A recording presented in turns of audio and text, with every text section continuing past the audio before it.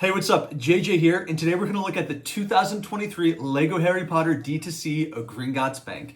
Obviously, it comes with the Ukrainian Iron Belly, the Gringotts Bank, as well as the Magical Menagerie, and then this really cool underground vault system.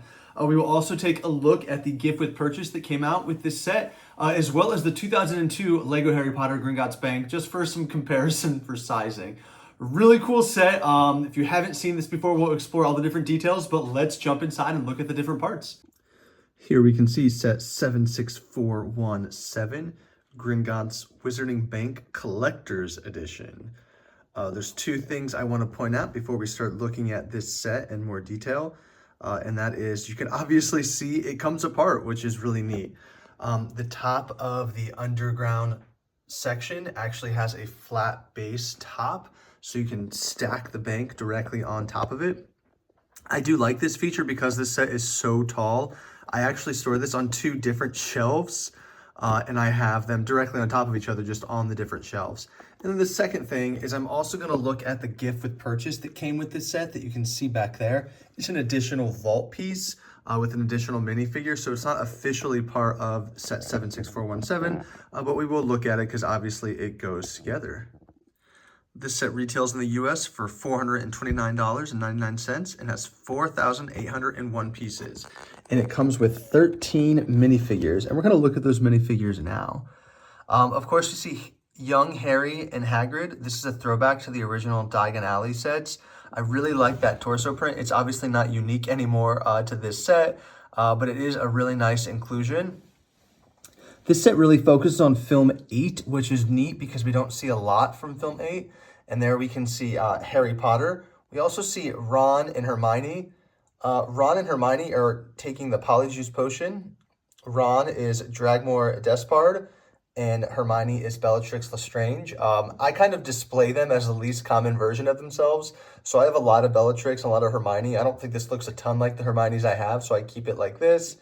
Quite a few goblins, many with names. Here we have Griphook, of course, Bogrod, Rickbert, and then the last two are just goblins.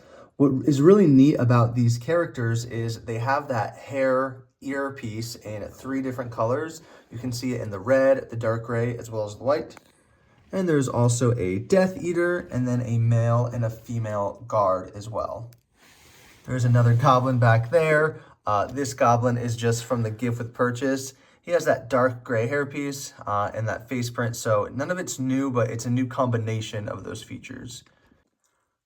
And looking at some of the alternate printing are for Hagrid, just seeing it without the beard hair combo. I really like with Harry, Ron, and Hermione how they have the water dripping down their face prints. Not my favorite Bellatrix face print actually, but I like the back printing quite a bit. They do a pretty good job with the goblins, giving some of them, as we can see here, some unique printing.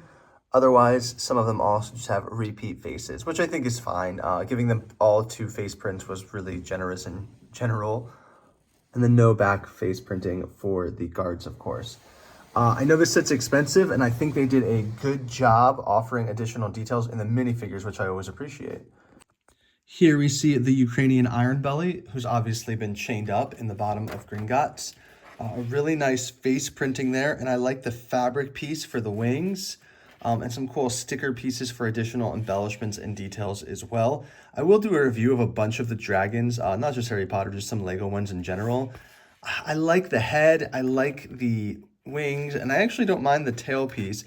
It's just this body that I wish was a little bit thicker and more fleshed out, and same with the legs. Overall, though, not a bad addition to this set. And first, we will take a look at these vaults on the bottom of the Gringotts Bank.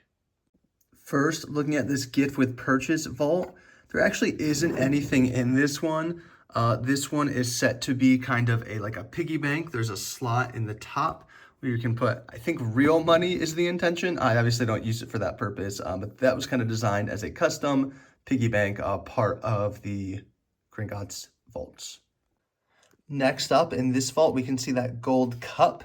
And if you pull that piece, you can see a lot more gold and silver cups and pieces come out. And that's obviously from the scene where everything keeps multiplying as they touch it. And so that's a really cool feature. I mean, there's a ton of gold and silver cups that come with this vault.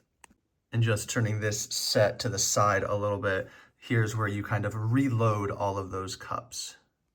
Then moving up here, we see Vault 687, and that is just a bunch of gold coins. And they have that printed piece with the Harry Potter goblin coin on the top of each one, of each stack. And then here we see Vault 713, some guesses what might be inside. It is, of course, the Philosopher's Stone. And one of my favorite features of this entire set are going to be these little vault cars that you have. You can push those and they kind of travel through the underground vault. The gift with purchase comes with a second one, so you do get 2 of those little cars if you have that gift with purchase, which is neat. But overall, just a really fun play feature. The details on the rock structure are really cool, and the build was quite fun too. You're kind of building it on its side, and you don't really know exactly how it's all going to connect. But in general, they did a great job creating some of those water pieces as well. Lots of cool cave and underground details really make the vault seem legit. And here we see a cool sticker piece where the Ukrainian Iron Belly was tied up, as well as an established 1474 sign. Looking back over at this gift with purchase, I just want to point out that that piggy bank kind of opens from the back as well if you're putting your money in there. And now for the main event, I'm sure why most of you either bought this set or are watching this video is to look at the Gringotts Bank structure itself. They do a really nice job creating this angle. It's a really cool build technique, and it ultimately makes a really cool display piece within Diagon Alley.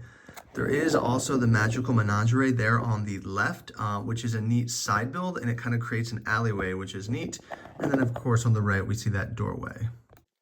Now, I'm sure you've heard of this before, but for a set of this size and price point, Gringotts Bank, the logo really needed to be a printed piece. There's no real good way to get the stickers close enough together to not make it look like it's Gringotts TS Bank. But we'll overlook that for now. I like how they create these pillars to create an uneven structure to show that this is kind of an old decaying building. And we can see the pillars kind of going in different directions on each of those 3 levels, which is really neat to create the illusion that the building is kind of swaying back and forth. And there on the door, we can see a cool sticker piece with some goblin embellishments. And then we can see that as well in the window curtain prints too. And then here on the other side, of course, we see a little goblin peeking through. Looking here at the top of the building, you can see where the Ukrainian Iron Belly is supposed to break through. A lot of pieces of broken glass, which is really neat. I also stored just those random coins the set came with on the top, as well as the Sword of Gryffindor. And the inside of Gringotts is quite beautiful as well, as you may expect. Here is kind of the main banking area that we're used to seeing in the film. However, there's some like additional kind of gold storage up here on the top layer as well. I do like those printed pillar pieces, which are quite neat. And if you look at those windows, they have kind of a reflective sheen, which is really interesting. I like how there is some glass kind of down on the floor there from where the Ukrainian Iron Belly breaks free. And we have to love the print of kind of the old goblin mold piece for the Lego Gringotts Bank. I will show you the Gringotts Bank from the 2002 era after we're done reviewing this as well. There isn't a ton to see inside the magical menagerie. A lot of the cool pieces I kind of store outside in front of the building, but it is a nice kind of side build to include here with the Gringotts.